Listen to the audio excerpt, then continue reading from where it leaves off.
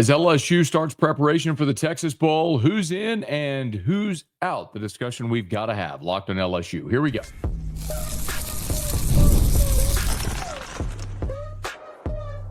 You are Locked On LSU, your daily podcast on the LSU Tigers.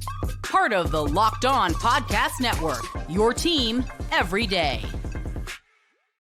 Okay, let's get it. It is Locked on LSU, your team every day. I'm your host, Matt Moscona. Thanks so much for making this your first listen. We're free, available wherever you get great podcasts. Of course, on YouTube as well. So please subscribe. As always, one of the fastest ways to help us grow is by leaving your comments below. So thank you sincerely for that.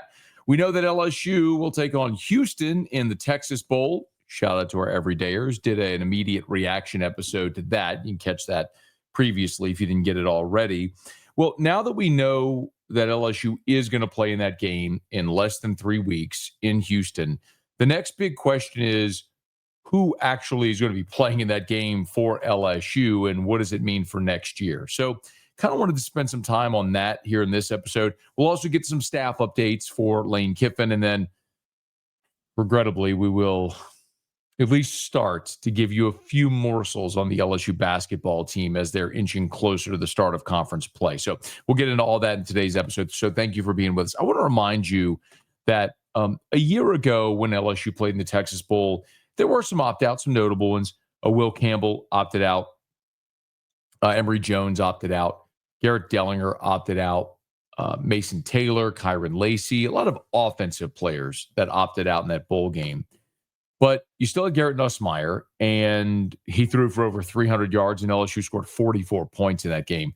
It doesn't feel like it was that long ago, but when you consider how this season went offensively for LSU, it does actually feel like a lifetime ago. Forgive me, I did forget to mention that today's episode is brought to you by GameTime. Download the GameTime app, create an account, use the code LOCKEDONCollege for $20 off your first purchase.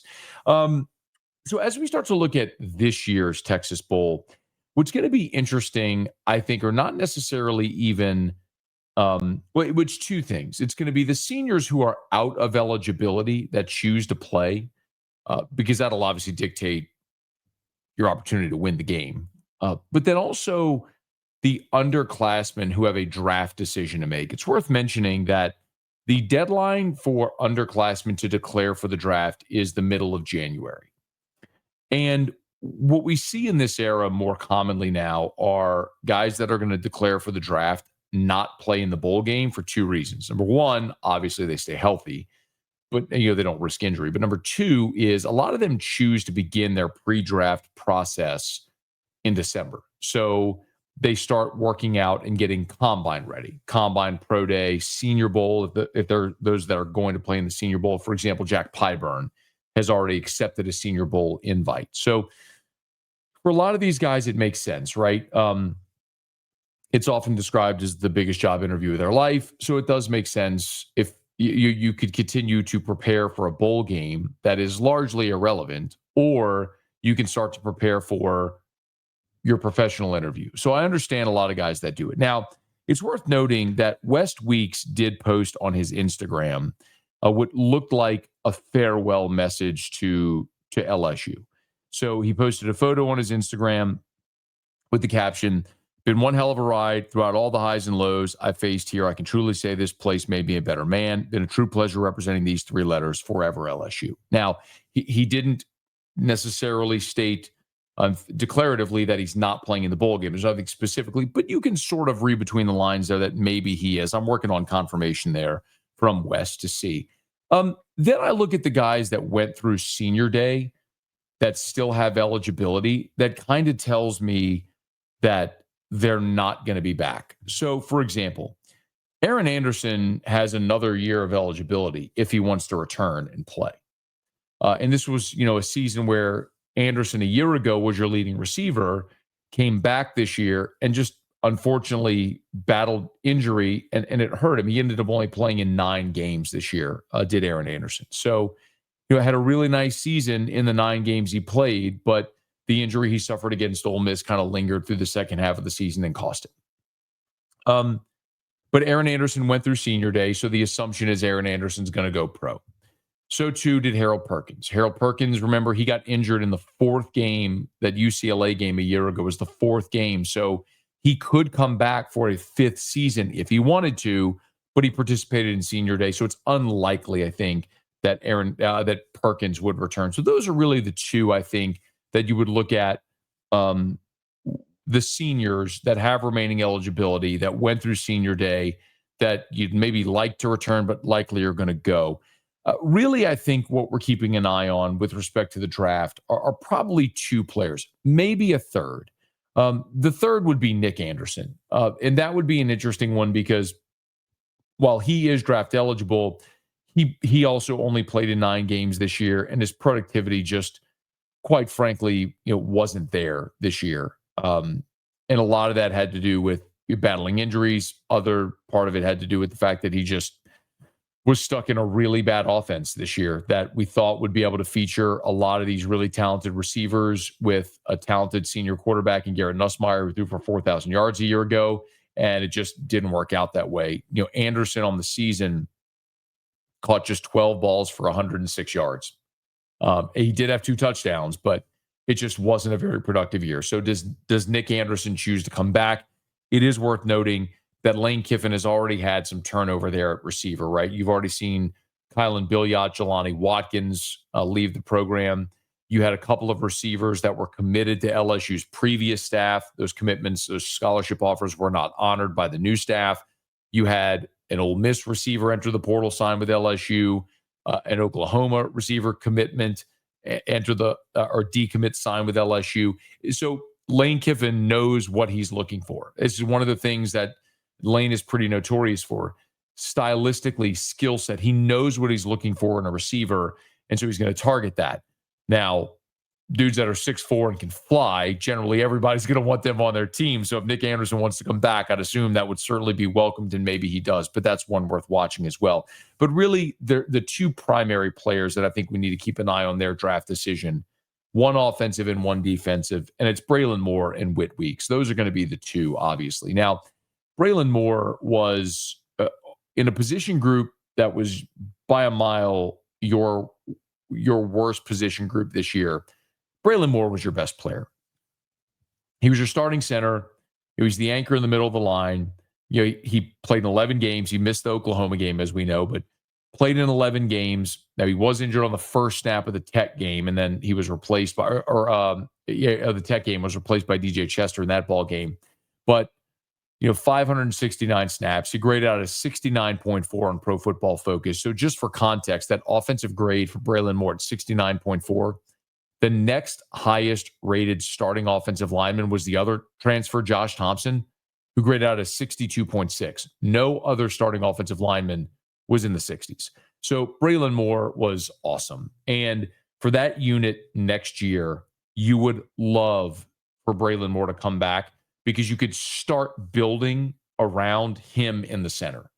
And, Josh Thompson's out of eligibility, but Tyree Adams and Weston Davis and Paul Mabenga and Cohen Eccles and DJ Chester and Carius Kernan, all these guys that got a lot of experience this year could all come back and vie for spots. Now, that's unlikely that they all return. And you absolutely could go into the transfer portal and should go to try to find starting caliber players. But there is a giant question to ask on the offensive line, which is, was that unit so bad this year because you misevaluated and there were just not a lot of good players, or Brad Davis didn't develop them, or was the scheme so bad that it didn't allow them to do well? And chances are there's some truth to all of those, but I can't believe a guy like Weston Davis, who is big and physical and athletic as he is, who was a top 50 player that everybody in the country wanted, just can't play. I just don't believe that. So maybe, Eric Wolford comes in as your new offensive line coach, different scheme. Maybe it helps elevate a guy like that. That's just an example, but you would love to be able to build around Braelin Moore. And then, of course, there's Whit Weeks. And, Whit Weeks it's been described so many times as the heartbeat of the LSU defense. And I don't know. I know there's the obvious question about Whit dating Landry Kiffin, and so Lane Kiffin is, his girlfriend's dad being his coach. I have no idea to what end that may play in any decision he makes. But He was a year ago when he was healthy, the second leading tackler in the SEC. Whit Weeks was a preseason first team All-American this year. And he just ended up playing hurt. He only played in 8 games for the Tigers this year. And when he was out there, obviously he got injured late in the Ole Miss game and then was injured against South Carolina. And then just saw, a handful of snaps against Western Kentucky, and then 14 snaps and played 30 snaps against Oklahoma. So even though he played in 8 games, remember he was ejected from the Florida game after just 3 snaps. So really that was just 7. And then the last 2 he played were just minimal snaps. So really full games. He only got 5 full games. And one of those 5, he was playing on a broken ankle against South Carolina. So, Whit Weeks, there's 2 reasons where it would make logical sense for him to come back, where obviously his draft stock has taken a hit because of the injury and the lack of productivity this year, playing injured. And then also with NIL rev share, he could come back and make money. So both of those guys, Moore and Weeks, it would stand to reason LSU has a compelling pitch to both of them to return next season to play for the Tigers and try to help get this thing back on the right track. So listen, if they intend to go pro, remember both of those guys were injured. Moore didn't play in the Oklahoma game, and Weeks has been battling a broken ankle. If those guys aren't going to return, then I would not expect next year. I would not expect them to play in the bowl game. But if they are going to return next year, it stands to reason they would play in this bowl game. It provided both are healthy enough, given a month to rest before LSU takes on Houston. So just a few names to keep an eye on here as we inch closer to the bowl game, and you'll start to get some of those draft announcements now that the regular season is over. The bowl announcements have been made. We'll start to get a lot of those draft decisions here in these next coming days and weeks. And we'll follow it all right here on Locked On LSU. In the meantime, Lane Kiffin's continuing to build his new staff. We'll give you the absolute latest next. Locked On LSU, your team every day. The World Cup is coming back to North America for the first time since 1994. And with 48 teams for the first time ever, it's going to be massive. But let's be honest, getting tickets is usually the hardest part. That's why the GameTime app is clutch, finally giving fans a real advantage when it comes to snagging seats. With GameTime, you can track price drops in real time, you can get alerts when great seats open, and you can buy tickets the moment they hit the app. It puts the power back in your hands and makes going to the World Cup realistic instead of impossible. And the seat view feature is a game changer. You literally see what the pitch looks like from your exact seat before you buy. Prices, this is my favorite feature. Prices are included with fees up front, which I love. So there's no last second surprises at checkout. Take the guesswork out of buying World Cup tickets and every match, concert, or event with GameTime. Download the GameTime app, create an account, use the code LOCKEDONCollege for $20 off your first purchase. Terms apply. Again, download the app, make an account, and use the code LOCKEDONCollege for $20 off. Swipe, tap, ticket, go, GameTime.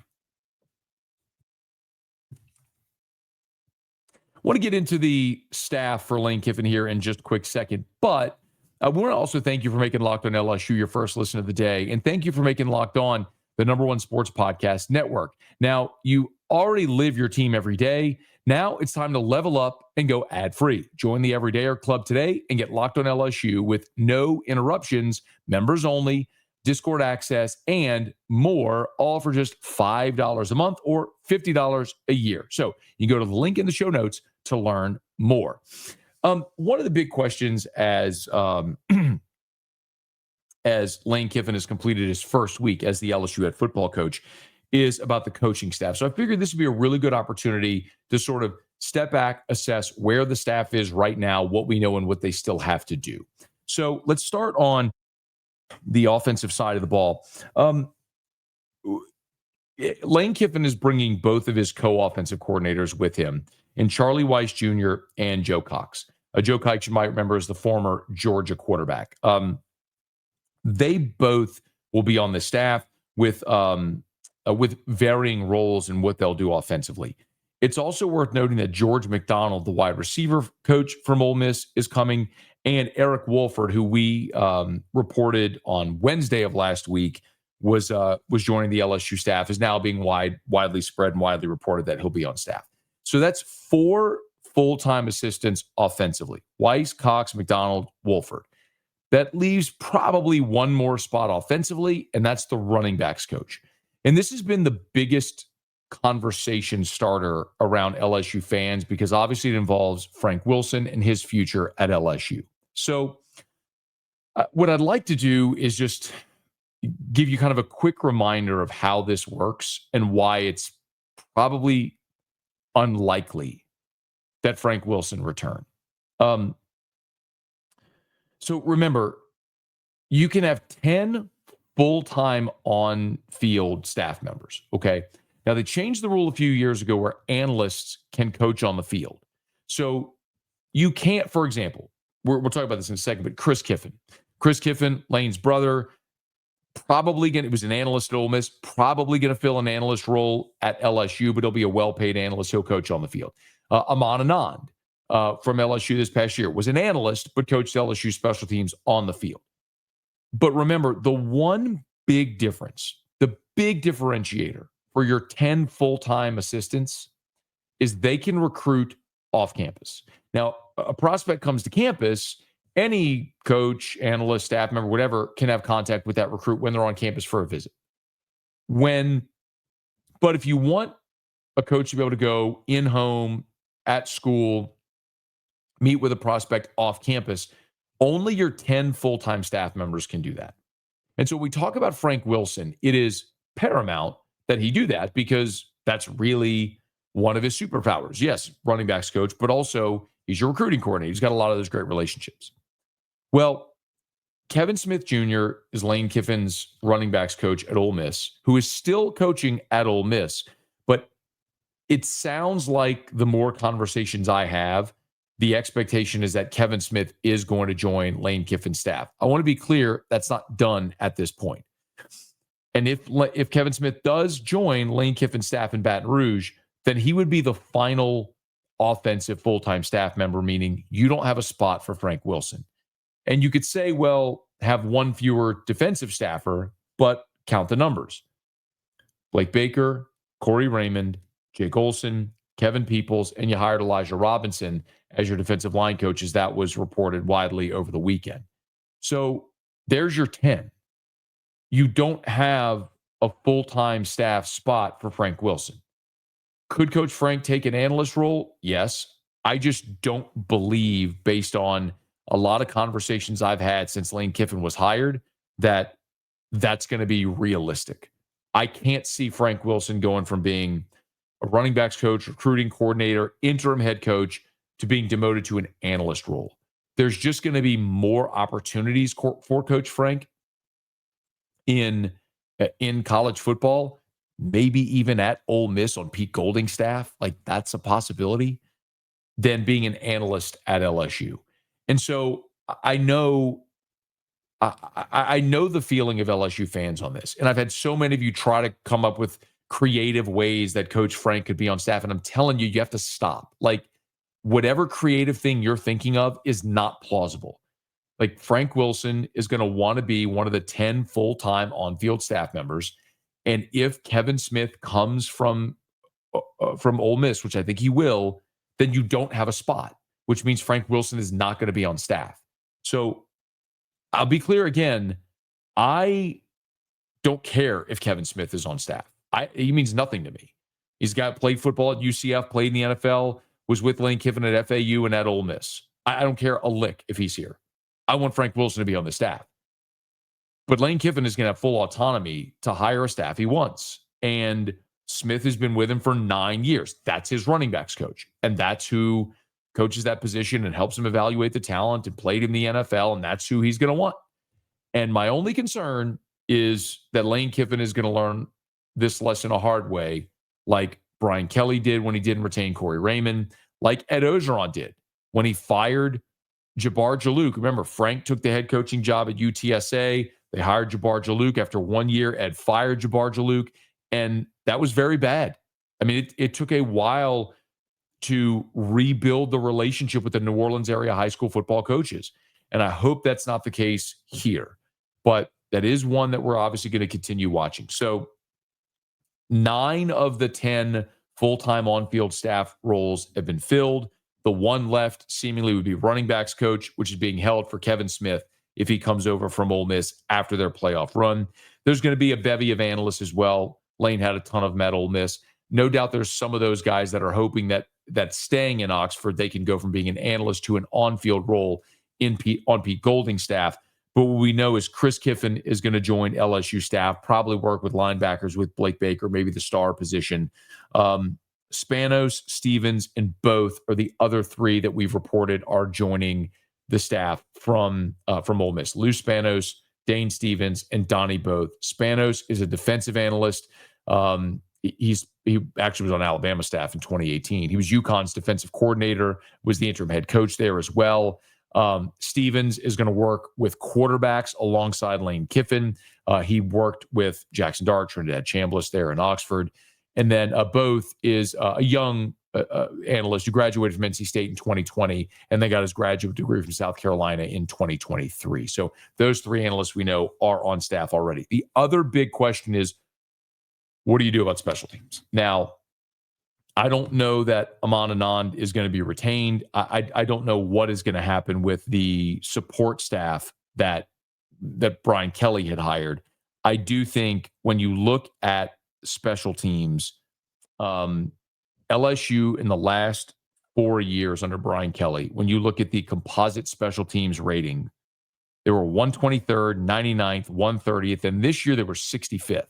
So 60, I'm not telling you 65th is anything to write home about, but when you're 123rd, 99, 130, and then you go to 65, that was a dramatic improvement. So hopefully they continue to dramatically improve, and we'll see ultimately who they land on that's going to manage special teams. The special teams coordinator that Lane had at Ole Miss stayed at Ole Miss, is not coming to join his staff in Baton Rouge. So that is another big question Lane Kiffin will have to answer.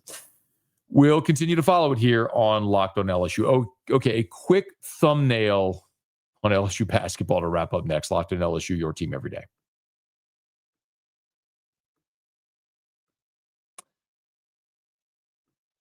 The holidays come with 2 big goals: feeding people well and finding gifts they'll actually love. And when you want both handled in one move, Omaha Steaks is the way to go. From hosting to gifting, they deliver the world's best steak experience right to your door. Because during their Sizzle All the Way sale, you can stock up and save in a huge way.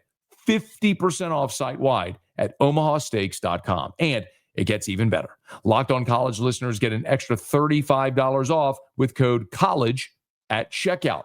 Holiday magic made easy. When you order by 6 p.m. Eastern, it ships the same day. There are so many options, y'all. Fillets, burgers, comfort meals, sides, desserts. You can build a box for anyone. So save big on gourmet gifts and more holiday favorites with Omaha Steaks. Visit omahasteaks.com for 50% off site-wide during their Sizzle All the Way sale. And for an extra $35 off, use promo code COLLEGE at checkout. Terms apply. See site for details. That's omahasteaks.com, code COLLEGE. The LSU men's basketball team started the season 8-0, but they faced their first real test on Sunday in Fort Worth against 11th-ranked Texas Tech, and this did not go well at all. Tech made 8 of its first 9 threes. They got up big, and then they never really looked back, and this game was never competitive. 82-58 was the blowout final in Fort Worth. It was just terrible for LSU on the offensive end. They got down 9 after 4 minutes, 15 after 10 minutes. They were down 21 at half, and they never got within 17 in the second half. So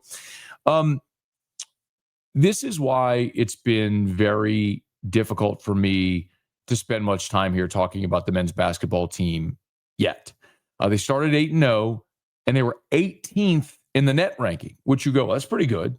Well, when you look at the 8 games that they played, no games against quad 1 opponents, no games against quad 2 opponents.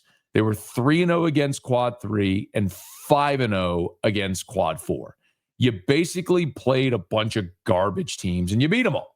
And it's exactly what LSU did a year ago when they started 11-2 in the pre-conference, and they went into the toughest league in America, and they face-planted. And I fear the same could happen. The one maybe optimistic point of view, you do have a better roster this year than you did a season ago. And the SEC, when you look at the power rankings among the conferences so far through the first month of the season, is 5th right now. So the league is not right now as deep or as tough as it was a year ago. And you are more talented than you were a year ago. Does shrinking that gap allow you to maybe be closer to a 500 team in the league? And if so, does that get you into the NCAA tournament? Look, it's a long way to go. They're going to take a week off. They'll play SMU in New Orleans on Saturday. So hopefully they can bounce back with a good effort and have a nice win against an ACC team in New Orleans coming up this Saturday. And then you have a few more layups before you hit conference play. And we'll learn more about Matt McMahon's squad in what is a really pivotal year for McMahon in Baton Rouge. We'll be here for it as we get closer to and through this basketball season. But, of course, all eyes on Lane Kiffin building this first roster and staff. Hey, thanks for tuning in today to Locked On LSU. We'll be back as the Tigers start to get ready for their Texas Bowl preparations. Hey, did Locked On LSU make your Spotify Wrapped? You can prove it on social media to secure a free month of our brand new Everydayer Club. Just tag our national Locked On Podcast Network account on any social platform, and we'll drop you a code. So be one of the first to join the Everydayer Club to get your favorite show ad-free and exclusive access to the members-only Discord channel. For those of you on video, we send you the first ever 24/7 National Locked On Podcast Network YouTube channel. On audio, make sure you make your second listen Locked On College Football. Hey, thanks for being here with us every day. We'll see you next time for Locked On LSU. It is your team every day.